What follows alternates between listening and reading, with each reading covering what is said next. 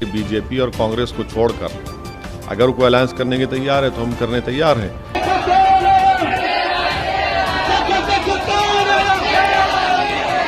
उत्तर प्रदेश विधानसभा चुनाव में जीत पाने के लिए सभी पार्टियों की नजर हर धर्म और जातियों के वोट बैंक पर है। हैदराबाद और बिहार समेत कुछ राज्यों में अपनी धमक दिखा चुके ऑल इंडिया मजलिस-ए-इत्तेहादुल मुस्लिमीन चीफ असदुद्दीन ओवैसी भी इस बार यूपी की धरती पर ताल ठोक मुख्तलिफ विधानसभा और डिस्ट्रिक्ट में जा रहे हैं।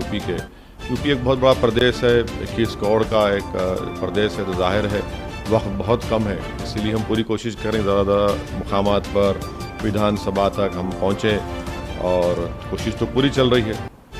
एक के बाद एक धड़ाधड़ चुनावी सभाएं और रैलियां कर रहे ओवैसी का साफ कहना है कि वो बीजेपी और कांग्रेस को छोड़कर किसी भी पार्टी से गठबंधन करने के लिए तैयार है। गाजियाबाद की एक सभा में ओवैसी ने इशारों में अखिलेश यादव की तरफ दोस्ती का पासा फेंका है। राजभर साहब के भारतीय संकल्प मोर्चा का हिस्सा है हम, और हमने जाकर शिवपाल यादव साहब के घर में एक नहीं 2 मरतबा उनसे मीटिंग की, और हम तो ये कोशिश कर रहे हैं कि किसी और पार्टी से हमारा अलायंस हो जाए। हमने शिवपाल साहब को भी कहा, ओम प्रकाश राजभर साहब को भी कहा कि बीजेपी और कांग्रेस को छोड़कर अगर कोई अलायंस करने के तैयार है तो हम करने तैयार हैं।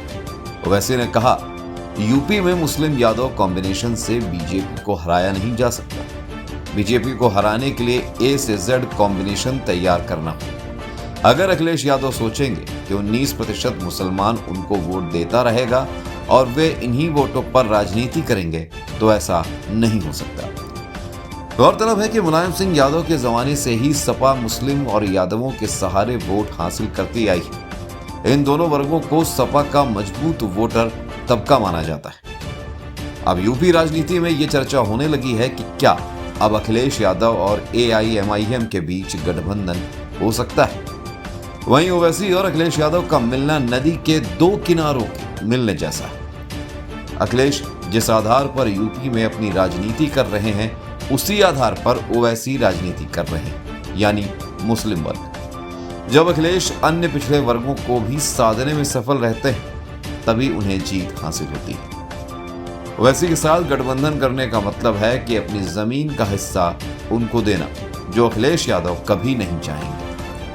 सांसद ओवैसी का यह कहना है कि अखिलेश सिर्फ मुस्लिम और यादवों के सहारे राजनीति नहीं कर पाएंगे। इसके पीछे क्या वजह है?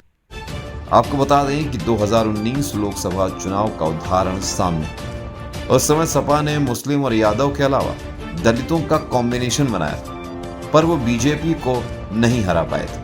यहां तक कि बीजेपी का वोट शेयर 40% तक पहुंच गया था। ओवैसी का यूपी में कोई संगठन नहीं है और ना ही उन्होंने यहां कोई काम किया। गठबंधन हमेशा गिव एंड टेक फॉर्मूले पर किया जाता है, यानी दोनों पार्टियों को एक दूसरे से कुछ फायदा होता हो। पर ओवैसी से गठबंधन कर अखिलेश को कोई फायदा नहीं होने वाला है।